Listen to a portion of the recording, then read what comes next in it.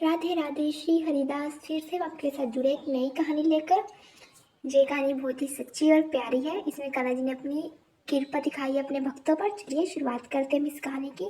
इस कहानी में सबसे पहले इस कहानी में एक हिंदू धर्म की महिला रहती थी जो कान्हा जी की हर दिन पूजा पाठ उन्हें नहलाती थी, सुंदर भूषण पहनाती थी, वस्त्र पहनाती थी, उनकी पाठ पूजा करती थी।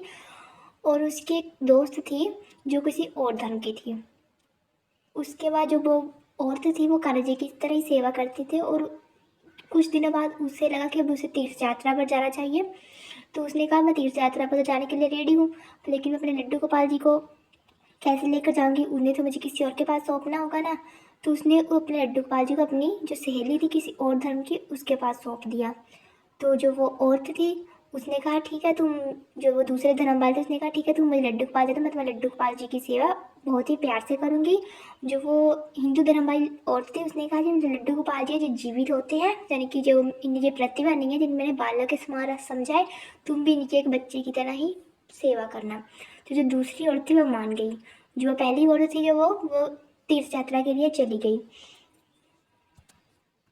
इस तरह वो औरत तीर्थ यात्रा के लिए चली गई। जब वो दूसरे धर्म वाली औरत थी वो लड्डू गोपाल जी की सेवा करने लगी। सुबह उन्हें उठाकर स्नान कराने के लिए जैसे ही वो लेकर गई तो उसने देखा जो कान्हा जी उनके पैर ना मुड़े हुए थे। जैसे कि जो नॉर्मल कान्हा जी होते हैं, जो बाल स्वरूप में होते हैं, जो लड्डू गोपाल जी उनके जो पैर होते हैं वो मुड़े हुए ही होते हैं। उसने ऐसे कभी कान्हा जी को नहीं देखा था। उसने सिर्फ कान्हा जी को ऊपर से देखा था। उसे लगता है कान्हा जी ऐसे बैठे होते हैं। और फिर वो डर गई। उसने कहा मैंने तो अपनी सखी से वादा किया थी मैं उसकी जो कान्हा जी की सेवा करूँगी बच्चे की तरह, पर लेकिन इनके पैर तो मुड़े हुए, अब मैं क्या करूँ, है ना। तो वो डर गई।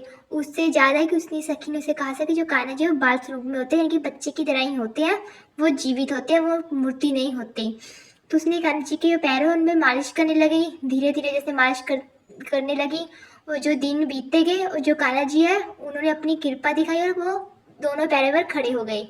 तो अब वो कान्हा जी की सेवा करने लगी आराम से। कुछ दिन बीतने के बाद जो उसकी सखी थी, दूसरी औरत थी, वो आ गई। उसने कहा मैं लड्डू गोपाल जी का, उसने कहा वो देखो सामने तुम्हारा लड्डू गोपाल जी है। उसने देखा वो लड्डू गोपाल जी तो खड़े हुए थे। उसने कहा जे मेरे लड्डू गोपाल जी तो नहीं है। उसने कहा ये आपके लड्डू गोपाल जी, इनके ना पैर मुड़ चुके थे, तो मैंने ना मालिश करके ना इन्हें इनके मालिश की और ये पैर इनके सीधे हो गए, अब जो खड़े हो गए हैं। तो वो जो औरत थी वो भागकर कान्हा जी के पास गई। उसने कान्हा जी को कहा कि आपने इतनी कृपा की है कि कान्हा है गोविंद कि आपने मेरी दोस्त को भी अपने दर्शन दिए।